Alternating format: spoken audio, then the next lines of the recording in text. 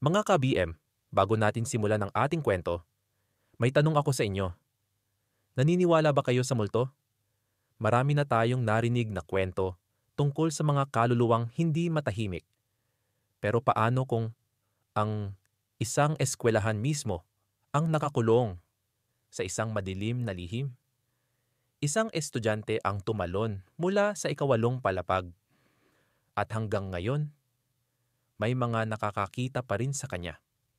Ito ang kwento ni Miguel, isang estudyanteng hindi inaasahang makakaharap ang babaeng matagal nang nawala, pero hindi tuluyang nawala.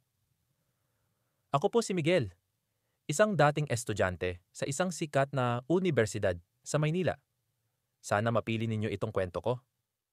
Taong 2018 noon at nasa huling taon ako ng kolehiyo. Palaging abala ang mga estudyante sa unibersidad namin, lalo na kapag may malalapit na exams. Ngunit may isang palapag sa aming gusali na halos walang gustong puntahan, ang ikawalong palapag.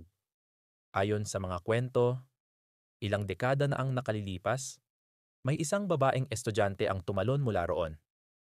Hindi raw siya nakapasa sa thesis defense niya, kaya't pinili niyang wakasan ang buhay niya.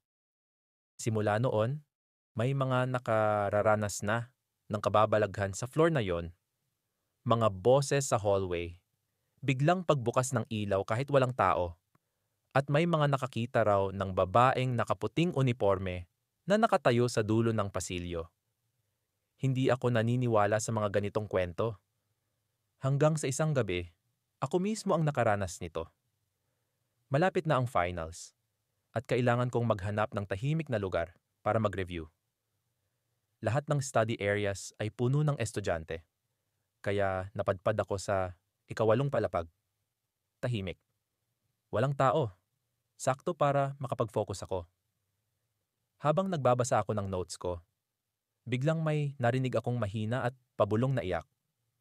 Lumingon ako sa paligid. Walang tao. Binaliwala ko lang at nagpatuloy sa pagbabasa. Ilang minuto lang ang lumipas nang biglang mag-fluctuate ang ilaw. Muli, may narinig akong iyak, pero mas malapit na. Tulong, napatingin ako sa dulo ng hallway. May isang babaeng nakatalikod. Mahaba ang buhok at suot ang lumang uniforme ng university namin. Dahan-dahan siyang lumalakad papunta sa akin. Kinilabutan ako. Hindi ako makagalaw. Gusto kong tumakbo, pero nanigas ang mga paa ko. Biglang may bumulong sa tenga ko. Isang malamig at mahina, pero malinaw na boses. "Huwag kang babalik dito."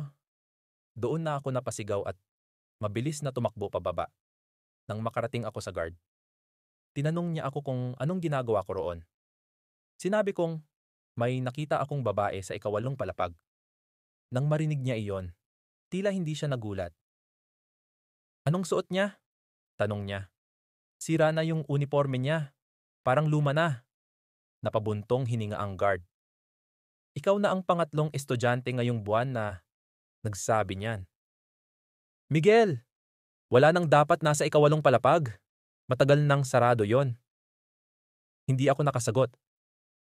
Alam kong bukas ang ilaw at may mga mesa at upuan pa roon.